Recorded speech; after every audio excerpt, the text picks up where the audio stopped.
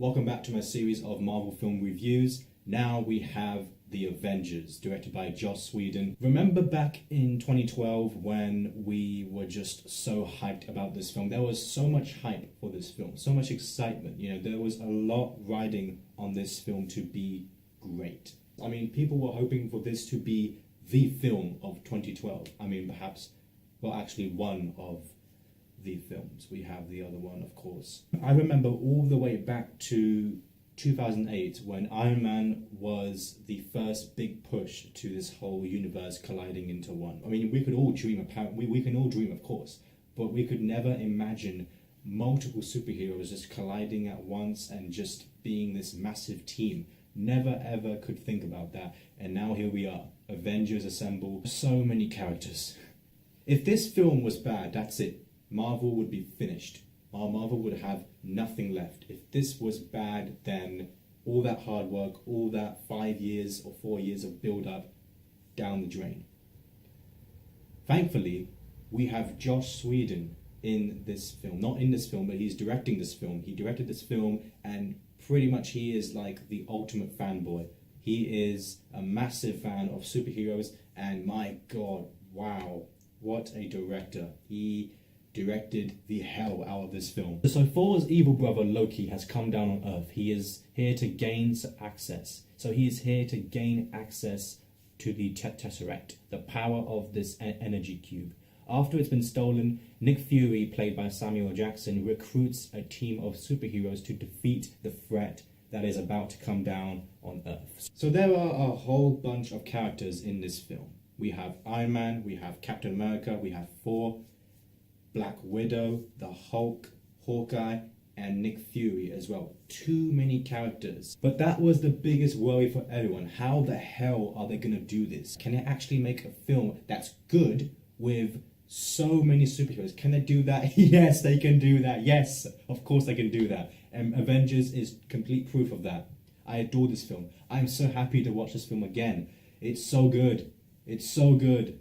But there's more to it than that. The comic book fanboy would just be full of excitement. They would talk about how the action sequences were so amazing. The heroes, coming down and uniting, all that stuff. The action everywhere, explosions, all that stuff. That's great. Special effects, amazing, amazing work. Fantastic job. But the thing that really gets me is the characters and the motivations behind those characters. I saw every character being driven by something in this film. Loki, one of the best villains since the Joker back in The Dark Knight, 2008. What a character. How he evolves from Thor, the first film, absolutely fantastic. I see these characters and I see what they're doing and I see why they're doing it. I understand what they're doing and the reason behind it. It's so important, and that's what made me care about these characters even more. So Nick Fury, he's doing all he can. He is the first character introduced in this whole film, and he's doing all he can. He's trying to make things right. He's trying to protect the Tesseract, and he doesn't really do a great job with it. But he's so desperate. He even fights himself. He's doing all he can, and you get that, and you get that emotional connection with that character, and so that's why he was quite appealing. And then we have Hawkeye, who has been possessed by the Tesseract power. We want to find out how he does in the future of the film. Later on in the film, we want to find out how he fights back, and because he is an Avenger, so obviously he's going to fight back. It's quite predictable. And then we have Scarlett Johansson. She is next introduced. She is interrogated. There's a funny comedic story between her and Coulson. That interrogation scene is better than everything she did in Iron Man 2. That's right. She's that good in this film, and we understand the whole character motivation behind it. She does a great job. She beats up people so much, but you understand why. And now she has to recruit Bruce Banner, played by Mark Ruffalo, who is staying on the ground low. He wants no trouble at all. He just wants to do his job, help people out, and that's it. No Hulk, just Bruce Banner. Sensible stuff. And that's, yeah, good for you. Good for you, Bruce. Good job, man. Obviously, with some persuasion, Bruce is in. He is in with the Avengers initiative thing, and he gets called in. you actually feel like he is best suited for the Hulk in this film. There was one line that we all know. It's been, memeified on the internet by now. It's just that one line that Captain America says when he's trying to order what everyone else is meant to be doing. He's trying to give instructions, and he turns to Hulk and he goes, "Hulk, smash." Smash.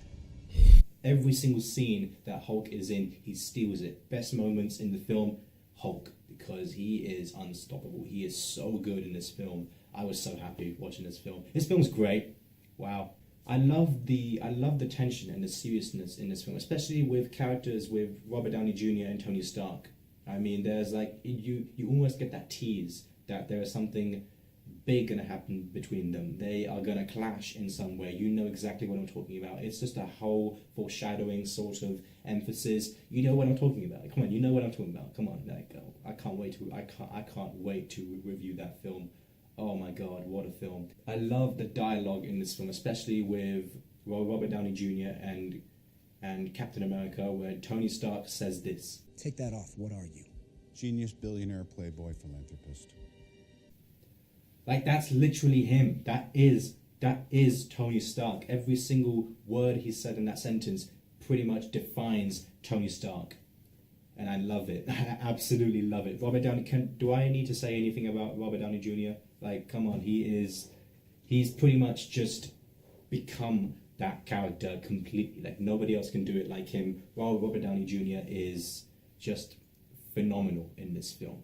Chris Evans does a really mighty fine job in this film, as always, especially with the first Avenger. He really does evolve as a character in this film. I love how Tony Stark's character, he really does evolve. He really does mature throughout this film. Since Iron Man, the first one, he really has evolved as a character, but he begins to care more and more about people, more about what he is out here to do as a person, as a human. He is here to save the world, and he does that right at the end. You know what I'm talking about. It's just so well done, so thought out. Chris Evans gives the opportunity. His character, Steve Rogers, he gives the opportunity to establish some good writing in this film, because the writing is great in this film, especially since Iron Man, and it's really, really well done, especially with his character, because there are so many references and jokes that are made throughout this film.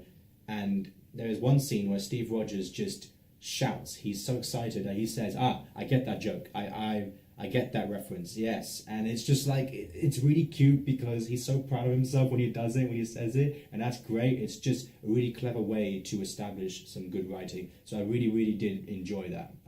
I would say the only tiny little flaw, just a tiny little flaw, is just the aliens they represent the threat from Loki and the Tesseract. They really just had no job in this film. All they were just little throwaways. But I feel like Loki makes up for that as a fantastic villain. It's just, there was no interest, there was no background in these monsters, in these alien things. It's just, yeah. So there was not much interest in that, but that's the only flaw with this film. Rest of it is fantastic. You might as well not even give that as a flaw, because this film is just brilliant. Do I even need to tell you that? I guess I do, because it's a review. But I'm going to give The Avengers a 4.5 out of 5 stars. Definitely check it out. If you've never seen it, then this is a great time to be watching all these films leading up to Infinity War.